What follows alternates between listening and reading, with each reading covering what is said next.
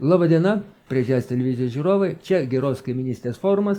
Šiandien pas mus svečiuose net 3 europarlamentarai. Taigi Tatjana Ždanoka nuo Latvijos, Mikas Voilas nuo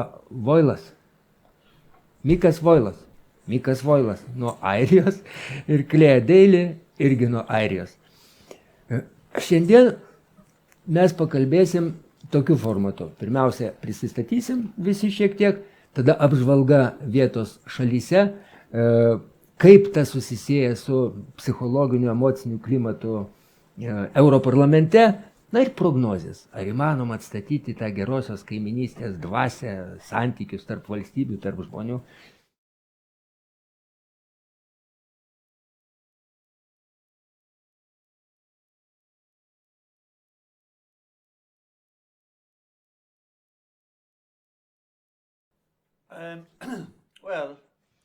Kągi, kalbant apie Airiją, ar mes turime problemų su policija? Taip, mes turime. Taip, manau, kad jų yra kiekvienoje šalyje. Visur yra policijos problemų, kai ji tikriausiai prisėma per daug galių, negu tai yra naudinga sveikai pilietiniai visuomeniai. Kuomet mes buvome Airijos parlamente, mes kėlėme daug klausimų apie korupcijos problemas Airijos policijoje. Ir tai tapo didelė problema 5 metus. Po to, kai atskleidėme daug blogos praktikos policijos pajėgose. Tuomet buvo stengiamasi pagerinti policijos veiklą. Tikriausiai ji šiek tiek pagerėjo, bet ne tiek, kiek norėtume. Klėja, jūs irgi iš Airijos, ar skiriasi šiek tiek požiūris nuo Miko, ar ne? Is there any is that different? May you have a different view of my? No, I think they're in terms of the police. I think. Kalbant apie policiją, aš turėčiau pažymėti, kad Airijoje jie yra neginkluoti ir žmonės mano, kad tai yra labai svarbu. Tačiau pastaruoju metu specialūs daliniai gauna ginklus ir tai tampa pavojinga. Paprastai tariant, dauguma pritarė policijai, tačiau skandalai, kuriuos mes paviešinome, žmonės privertė būti budresniais apie policijos elgesį, tad žmonės dabar labiau pasitikė savimi suabejoti policiją, nei tai buvo anksčiau. Tatjana, iš pirmo žvilgsnio atrodo, Lietuvos žmonės galvoja, kad ten atrodo, kad Latvijoje dar baisesnis režimas negu Lietuvoje. Ar mes teisūs, ar ne? Kaip jums atrodo apskritai, kas darosi Latvijoje? You see, in Latvia just opposite, we think that in Lithuania maybe police Matote, is more Latvijoje aggressive. turbūt yra At least in priešingai what concerns, nei Lietuvoje. prosecutions Policija yra and labiau dealing with agresyvi, protest actions. ypač kuomet We know reiškiami kaltinimai that, susiję you su know, protestais. In Latvia, the last half a year, the attitude of people Kaip žinome, versus prieš police pusę is metų very much žmonių priešiškas influenced elgesys by buvo problem įtakotas of, policijos veiksmų, dismissing, kuomet vyko monuments. monumentų Police is griovimas. just the body which in the eyes of people is the one which does it. Ir policija Also, žmonių akise it is, buvo ta institucija, At least kuri they tai are ir darė. is they do Iš not tikrųjų, būdami toje vietoje, One jie neleido action, išreikšti protesto veiksmo. was there in the eastern city of Latvia, second big city, Daugavpils, and Vienas brutality įvykis from the buvo side of rytinėme police Latvijos place. mieste, I myself antrame was pagal dydį also mieste, Daugpilyje, arrested kur in policija May vykdė just, žiaurumus. Aš taip pat buvau when we areštuota. received a refusal for protest action Gegužės against mėnesį, dismissal of the biggest kuomet mes monument. gavome neigiamą atsakymą dėl protesto akcijos, Heroes of the Second dėl World pačio War didžiausio who karo herojų monumentų grovimo, who fight kurie against Nazi kovojo prieš occupation, nacių Red okupaciją. Army, and, Tai buvo Raudonoji armija. to my Ir mano surprise, nuostabai, yeah, jie be jokios they, priežasties without any reason, suėmimus. they arrested us, those who just wanted to say Tuos, people, kurie please, norėjo žmonėms pasakyti, be peaceful, don't prašau, worry, būkite this, taikūs, protest action is not allowed, nesijaudinkite. just we wanted Šitas to help protestas police yra to negalimas. keep order, and then the Iš tikrųjų, mes police norėjome had pagelbėti policijai detained- palaikyti and I tvarką was detained. ir dėl to jie mus suėmė. In our Ir aš country, buvau suimta. members of the European Parliament doesn't Mūsų have šalyje immunity europarlamentarai concerns neturi administrative teisinio imuniteto administraciniams nusižengimas. Tai buvo protestai dėl kritusių kovoje ir jau mirusių žmonių. Ar galima sakyti, kad visose šalyse iš esmės vyksta panašus scenarius ir kaip tas Europarlamente? Ar Europarlamente irgi taip pat vyksta pseudo kažkokie demokratiniai procesai, va tas žaidimas? Ar vienas scenarius? Ne, aš niekada nejaučiau patyčių Europarlamente. Klausykite, nėra patyčių policijoje, jeigu mes kalbėsime apie policijos agresiją. Ir aš esu įsitikinęs, kad tai nėra tarp jų pačių viduje. Pavyzdžiui, policija gali tyčiotis ir būti labai agresyvi, bet žinoma ir piliečiai gali tokie būti. Claire pažymėjo, kad Airijos policija nėra ginkluota. Ir aš manau, kad tai daro juos mažiau agresyvius, kai jie yra neginkluoti. Mes matėme, prancūzų policija buvo labai agresyvi, kai vyko geltonųjų liemenių protestai Paryžiuje. Mes matėme ispanų policiją, kuri ir taip pat ginkluota ir žiauriai elgėsi su katalonais. Mes nematome labai daug agresijos Airijos policijoje ir mes manome, kad mūsų policijos pajėgos yra geresnės ir labiau priimtinos piliečiams, įskaitant ir tai, kad mes paminėjome, jog buvo korupcijos atvejai. Apskritai kalbant, policijos ir piliečių santykiai, manyčiau, yra žymiai geresni lyginant su prancūzų ar ispanų.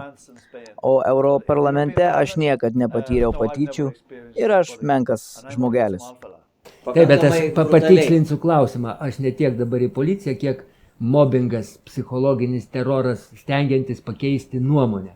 Ypač, kai dabar karas naudojantis, vienu žodžiu, psichologinis spaudimas Europarlamente. Tai sakė, nėra tokio dalyko. Gerai. Klėja, man atrodo, dabar Mikas gudrauna. Pasakyk. I think that Mike is a little bit playing right now. Dabar nežiūrėkite ir pasakykite tiesą. Negi tikrai nėra jokio politinio mobbingo. Mes nesame patyrę patyčių iš valstybės. Tačiau buvo vis dažnesnių atakų prie žmonės, kurių nuomonė yra skirtinga. Ypač požiūris tų, kurie kalbėjo dėl taikos siekimo. Tai buvo bandymai ir nutildyti mus, vadinant mus Kremliaus agentais, Putino lėlėmis ir gąsdinant mus, kad mes būtume kartu su vyraujančiu ES naratyvu, kad karas tęstųsi dėl JAV ir NATO interesų. Tokių dalykų mes nesame patyrę anksčiau, kai mes buvome Airijos parlamento nariais. Mes niekada nesulaukėme tokio tipo įžeidimų. Tačiau keletas kolegų bandydavo mus pertraukti ar šaukti, kai mes išeidavome kalbėti. Tačiau pagrinde tai vyko iš pagrindinės masinės žiniasklaidos. Dėl mūsų požiūrių, kur toks požiūris yra mažuma parlamente, tačiau mano nuomonė tai yra toks daugumos piliečių požiūris visuomenėje. Nes labai daug žmonių siunčia mus elektroninių laiškų iš įvairių Europos šalių, palaikydami mūsų poziciją dėl karo. Mikai, atsiprašau, aš bandžiau nevykusiai pajokauti gal. Mike, I'm sorry, perhaps I made not correct joke, you know. No, I mean, it was a language issue, and bullying for us is different to intimidation. It is, For us, they mean something different. Vertimo buvo teisingai, jis sako, čia buvo vertimo klaida, nes jo yra bullying ir intimidation. Tatjana, mes stebėm ypač, kaip jūs puola, štai pasakė ir Klėja ir Mikas, suprantamės tą, ką puolimą, tą mobbingą, bet jūs mums atrodo, ypač puola. per Latvijos, per Lietuvos žiniasklaidą. Čia bjauru net rodyt būtų, ką rašo. Kaip jūs susitvarkot su tuo visu And how you deal with spaudimu? it, with this pressure? Ar nebaisu namo grįžt pagaliau? Yeah, it's very big tale. I can publish a book on all kinds of pressure. Tai yra labai ilgas pasakojimas ir aš išleidau knygą apie įvairaus pobūdžio patirtą spaudimą per tuos 30 metų, kuomet aš dalyvauju politikoje. Tačiau, žinoma, kai aš pirmą kartą buvau išrinkta į Europos parlamentą, tai buvo 2004 metais, aš jaučiau visai kitaip.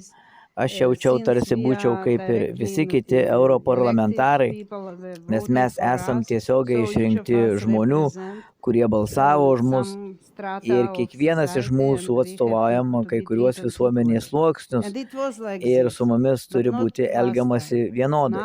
Ir taip buvo. Tačiau ne paskutiniu metu. Dabar šių 2022 metų situacijose yra žinoma trukdymas ir netgi fiziškai trukdymas, kuomet ant durų kabinami lapeliai tiems parlamento nariams, kurie balsavo prieš rezoliuciją pasmerkiant Rusiją ir prieš karinės įrangos paramą Ukrainai. Mano 13 kolegų ir aš pati radome raštelius ant durų, kurie buvo prieš mus.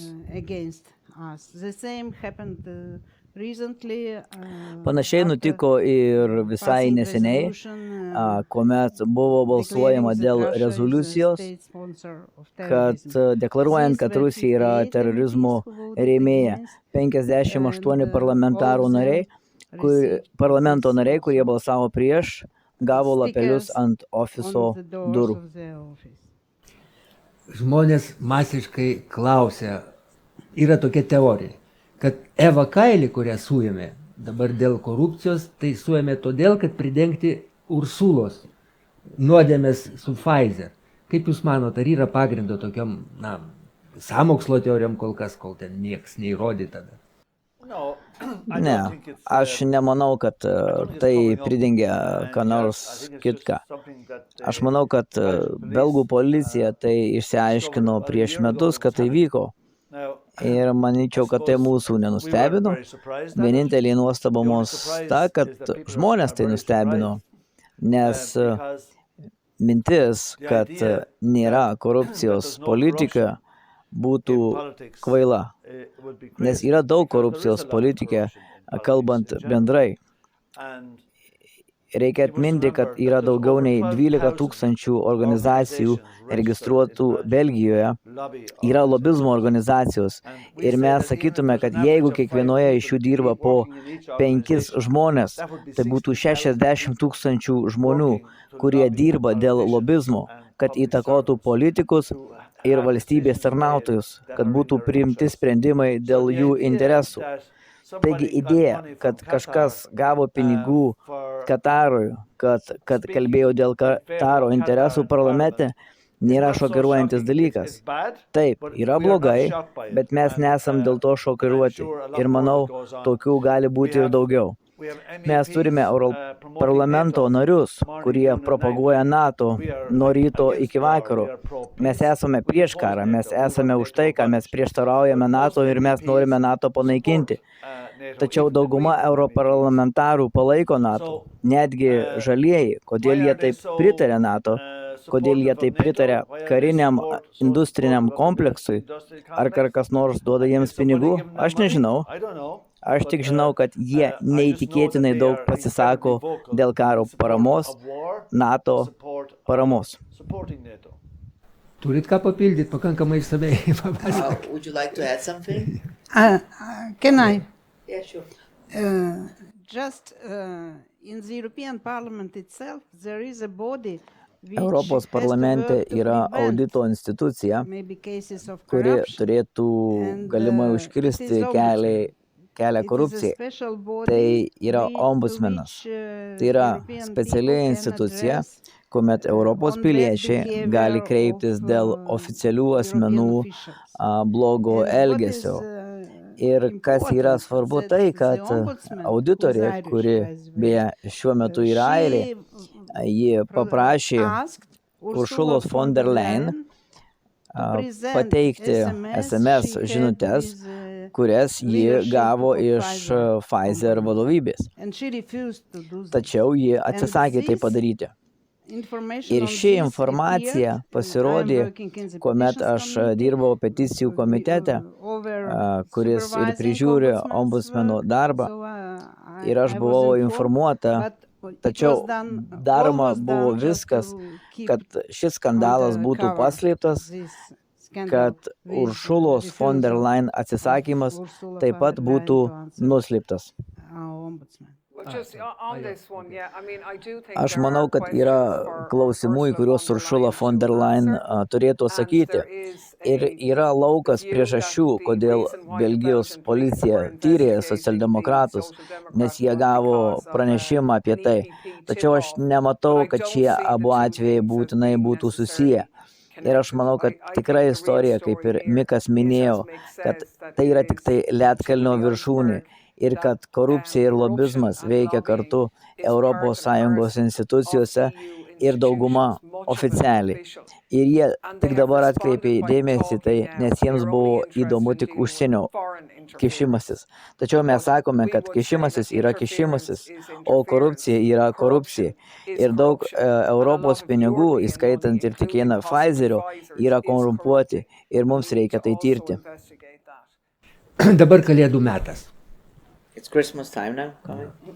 Kai duodam dovanas, visą laiką noris ir stebuklą kažkokį padaryti, bet tas ir su realybė turi. Negali pameluoti, kad gaus dovaną didesnė, mažesnė negu kad žadėjai. Ir va šitam kontekste, ar mes galim būti gerieji kalėdų seneliai ir pasakyti, kad nuo kitų metų grįž geros kaiminystės dvasia. Kągi, niekada ne per vėlu kalbėti apie šalių gerus santykius. Tačiau, žinoma, dėl karo politikų elgesys ir požiūris yra labai nuvilintis.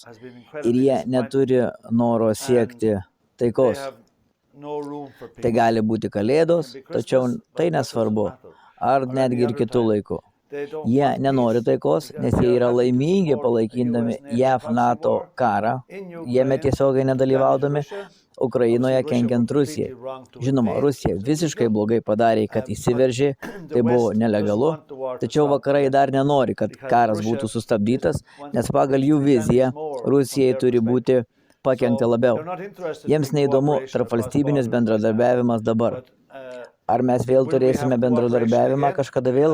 Na, mes tvirtai tikime, kad žmonių norai taps stipresni nei politikų norai, kurie yra pasiruošę palaikyti JAV imperializmą. Ir antrasis pasaulinis karas buvo labai baisus. Tačiau mes turime daug taikos Europoje, ne taip kaip kitur pasaulyje. Amerikiečiai mėto bombas daugelį vietų kiekvieną dieną po antro pasaulinio karo. Tačiau Europoje mes iš tikrųjų neturėjome karo iki Kosovo ir Belgrado 1999 metais. Žinoma, tai buvo daroma amerikiečių ir NATO. Tačiau amerikiečiai iš tikrųjų nekariavo tarpusavyje ilgą laiką iki dabar.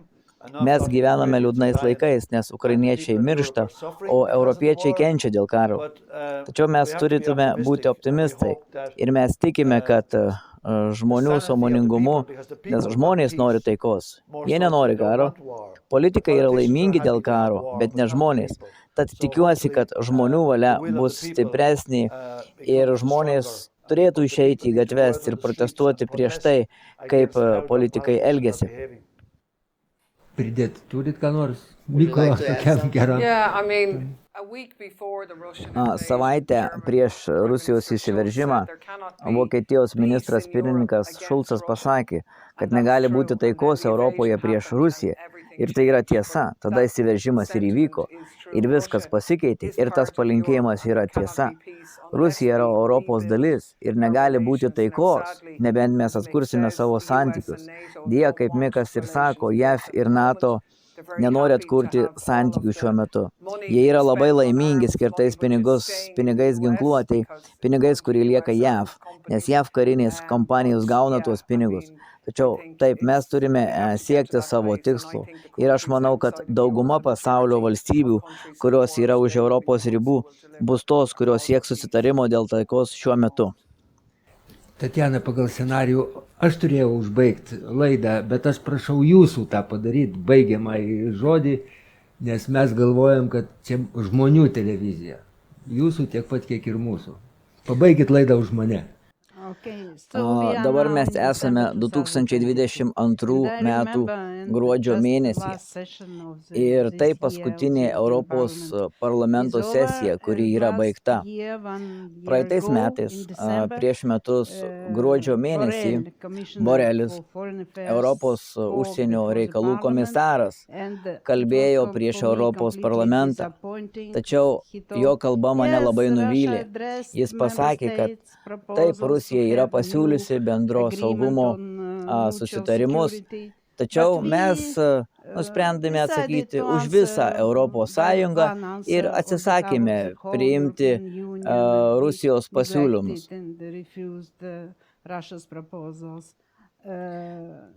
Tai buvo labai nuviliantis dalykas man prieš metus laiko.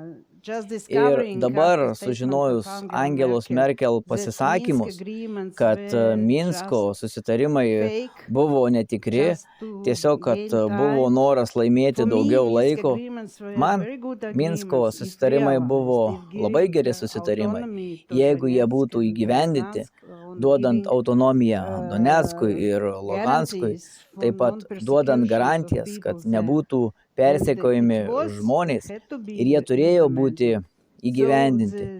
Tai yra Europos vyriausybių ir oficialių asmenų atsakomybė, kad jie nedirba vardan taikos. Ir aš tikiuosi visgi, kad mes turime dirbti toliau, kad pasiektume susitarimus ir taiką, nes kiekvienas karas turi pasibaigti taika. Čia buvo Europarlamento nariai prie Žės televizijoje, Geros kaimynystės forumas ir iki kito karto. Ačiū visiems. Thank you.